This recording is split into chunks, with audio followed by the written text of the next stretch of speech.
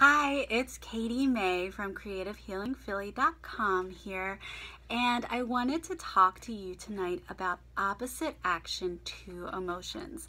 So emotions just love themselves, and what I mean by that, and I'm sure that you can relate to this, is when you're feeling an emotion, sometimes it's really easy to fall even more deeply into that emotion, right? To act in ways and to think in ways that create kind of this like black hole of feeling that emotion. So whether it's sadness and thinking thoughts about how nobody likes you and isolating yourself more and hiding under the covers, and how that leads to feeling even more and more sad. Or when you're feeling anxious and you avoid the situation and you tend to build it up in your head, and it tends to create more anxiety and more difficulty in handling the situation overall. And so what I love to do when I work with my groups, and especially my DBT group where we really work on these skills and help teens act more skillfully in situations so that they can be more effective in their lives, is we talk about the skill called opposite action or opposite to emotion. And what that means is acknowledging how you feel in the moment, but also figuring out a way to act opposite to that so that you can be more effective in the situation. So really you're breaking out of the emotion and you're creating a more helpful and new emotion in the situation. And what I love about this is that it gives you more control over your emotion. It gives you a choice in deciding how to act in a situation, and it really shifts you into a place of thinking like, I can do this and I have control over it. Because a lot of times, especially teenagers, but everyone really, we start to think that we are our emotions and that our emotions are facts. So we begin to believe like, I am an anxious person, or I am depressed, or I can't get through this, or the only way to get through this is to hide under the covers, or to watch Netflix and not do my homework, or to avoid this party because I don't know how to talk to people. So when we think about opposite action, it's actually giving us permission to act in ways that are opposite to our feelings. And that's what I love about it so much, is because when we give ourselves permission to break out of how we typically respond, we can come up with more effective ways to handle the situation. And little by little, we chip away at the feeling that we currently have that's not really serving us anymore. And I want to be really clear here that it's not about changing all of our feelings. And that's one of the basic tenets of DBT, or dialectical behavior therapy, is that we're really balancing acceptance and change.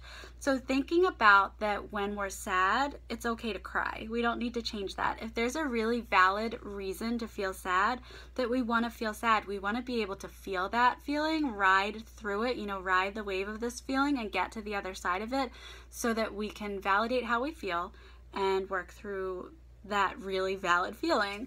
But if it's something that's not serving us and that's not helpful in a situation, so say that you feel rejected because you weren't invited out somewhere, and so you feel really angry, and if you act on this anger, it means lashing out at someone else, angrily texting them and then posting on Instagram or on your Snapchat story or whatever it is about how you hate this person, and you're really creating this like intense situation from something that you may have misinterpreted or that you don't understand all the details of. And a more effective way to act in that situation might be to acknowledge that you're hurt, and then to act in opposite to your anger, which might mean calmly confronting the person who didn't invite you out and asking them what happened, or it might mean coming up with something else fun to do that doesn't involve that person at all. So choosing a way to act opposite to your anger, because it's going to serve you, because ultimately then you're going to be enjoying yourself and having fun and not stewing in these emotions that are making you feel miserable.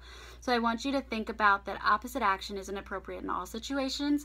It's only appropriate when your actions and your emotions aren't serving you in the moment, and you need to find a more successful way to handle the situation and break out of the emotions that are causing you to be self-destructive, or that are causing you to create more difficult emotions and a more intense situation. So I want you to think about a person who's depressed, And if you're depressed, you might want to lay in bed, you might want to avoid people, you might want to listen to sad music. And sometimes that might be helpful. Sometimes you need to validate the feeling and acknowledge that you're feeling sad and give yourself time to take a break. And so part of that would be balancing that there are appropriate times to do that. But then when it becomes that you're avoiding your life, you're isolating, you're staying in bed, you're not making it to school, you're listening to sad music, and you're looking up things on Tumblr or other social media that are even more triggering and that are making you feel worse, then it's time to break out the opposite action skill. It's time to think about getting yourself moving, to get out of bed, to connect with other people, to smile even though you feel sad, and to some extent fake it until you make it. And it's not to say that when you have an opposite action that you're all of a sudden going to feel better.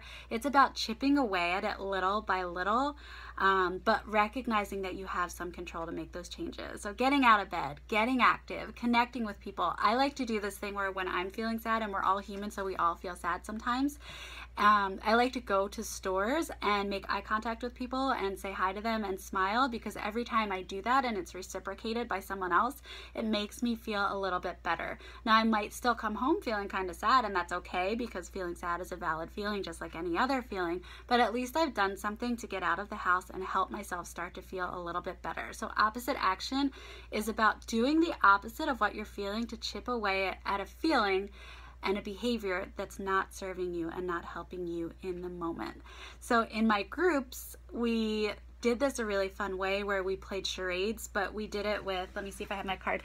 So we did it we had all these cards with different emotions on them, and the teens had to act in ways opposite to that emotion, and the other teens in the group had to guess. So it was a really experiential way to practice how to act opposite to your emotions and to learn why this is helpful. So some of the members of the group may have come in feeling kind of irritable or angry or stressed from something from their school day or from a family interaction that they had, and they were able to interact with each other and practice acting in ways opposite to those feelings. That was a really helpful way for them to experience that sometimes when we just act a little bit differently, then our feelings and our thoughts begin to follow suit. So I like to think about it in terms of, we can change ourselves from the inside out. We can start by addressing the feelings and the thoughts that are coming from the inside, but we can also change ourselves from the outside in. We can think about changing our actions and how that might begin to change our feelings and our beliefs in a way that's also helpful. So I hope that this was helpful for you. If you want to learn more about DBT, dialectical behavior therapy, if you want to learn more about my services, if you have a teen who would benefit from a group and who would benefit from learning how to skillfully and effectively manage difficult feelings, please feel free to reach out to me or check out my website, creativehealingphilly.com.